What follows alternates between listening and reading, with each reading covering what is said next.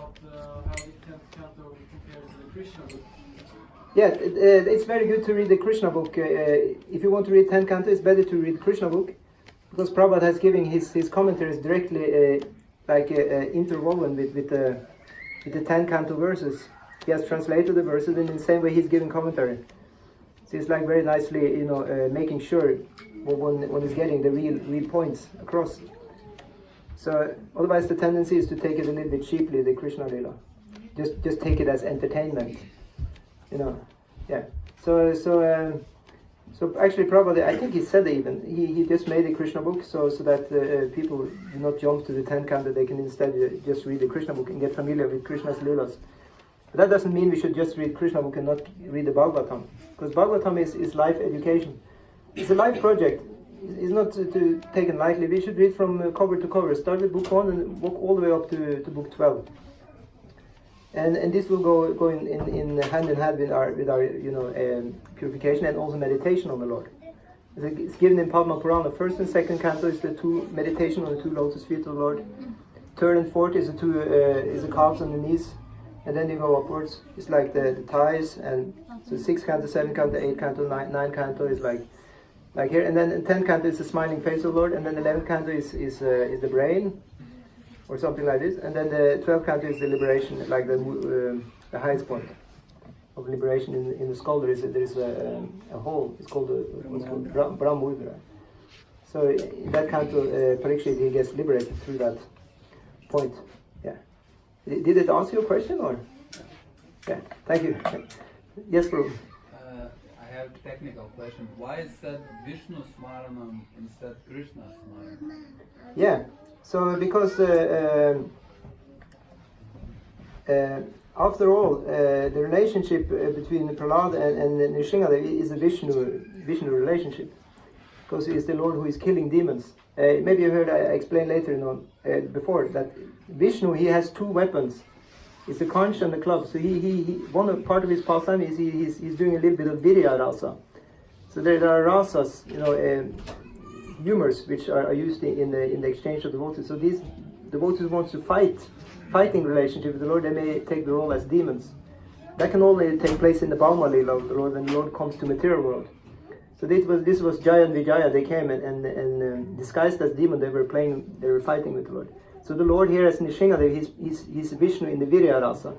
He's taking a suitable shape also to fight. And then the other two hands, the Lord holds a conch and a disc. So that means he's accepting the deity worship. And he also gives, a conch and a lotus flower. He also gives the benediction, like his prasadam in the lotus flower. And then the conch represents, the deity worship. So in that way, Nrsingadev is definitely a form of Vishnu, like that. Does it make sense? Is it correct? Or yeah? But that doesn't mean we don't see Krishna in Nrsingadev. Since we are Krishna Bhaktas, we are seeing Krishna in Nrsingadev. So don't take me wrong. He said there are three main incarnations of Krishna, or main forms of Krishna. This has the maximum. Of course, Krishna is the first one. He has all the kalas. It's like divided into. It's like 64 qualities of Krishna. It's all there in Krishna. Then you go down to Lord Rama. He has a few lesser, because he's disguised as a. Oh yeah. It's like different ways of counting. Yeah, you can say 16, and it's like Rama. He has 4 lesser or something, because he's playing a human being. So he has some human frailties. And then Nrsingadev is also one of the three. He shows almost everything also, but he doesn't play. It's not so much Madhurya Rasa in Nrsingadev. He's not playing flute, and he's not attracting gopis like this. And it's not. It's more like a chivalry thing he's showing. But he's one of the main 3 forms of the Lord, like that. So that's why devotees are very happy to worship Nrsingadev. So if you want to become Nrsinga Bhakta, then you can do that. Iskcon is open for even having different favorable worships of different forms which you favor. You don't need to only worship Krishna. You can worship Nrsinga. You can worship Lord Ram also. But the main mood in Iskcon is Madhurya Rasa, which is worship of Krishna through Chaitanya Mahaprabhu. Because Chaitanya Mahaprabhu came to give the Prema Dana, which was specifically something that has not been given before. This is this verse we sometimes say, I forgot the verse. But anyway, he says something that has never been given before. He gives the mood of the confidential servitors of Krishna. That Chaitanya Mahaprabhu gives actually. So that's why the mood of Iskcon is following in the mood of Chaitanya Mahaprabhu in the Madhurya rasa more than you can say the other rasas. Does it make sense? Yes. Yeah. So we have, the Lord is giving us, a big menu. We can just pick and choose what we like. It's quite nice. But still, there is the main thing. Like say you want to have a meal, somebody offering you a meal. I mean, you're going to have, the basic things. It's going to be rice. It's going to be, dal and sabji. And then you can choose, the other things on the side. So in the same way, we have the main thing is, we worship the Lord by chanting. We're hearing about the Lord. You're following the basic process. But then there is individual adjustments according to your taste. Does it make sense? We are individual personalities. So like that, but unless you know the menu, unless you really know, how can you check out the various preparations, so to say? So we would do good to know the menu, what is actually given to us. So that's why we shouldn't, just this kind of browsing tendency. We shouldn't use that, on our scriptures. We should actually deeply study the scriptures and discuss the scriptures with others. That's very important also. Not just on the Sunday feast, but you have friends. You discuss the scriptures with friends. Our doubts, all this needs to be cleared, And we ask the spiritual masters when we should be tattva jigyasa. We should be inquisitive, eager. So it's just like if you want to enter a big feast, and there's so many, you want to look at the menu. What is when you ask somebody, is this sweet good, or how about this? Is that a good salad? You ask somebody who knows, who already. Maybe you ask the cook. So you can ask, the people who already tested this. What's good here? What about this? How does that taste? And then you can find out, and then you say, I want this and this and this and this. And then you can only know when you study the Bhagavad Gita and the Bhagavatam and the things. You can also start even by just knowing a little bit, and that's also nice. But to increase the taste, you have to know more. So that's called the rasa. Does it make sense? Yeah. Okay, so I think we should continue with some more taste by chanting the whole name. Jai. Shila Prabhupada ki jai. Amogha Prabhu ki. Amogha Prabhu ki.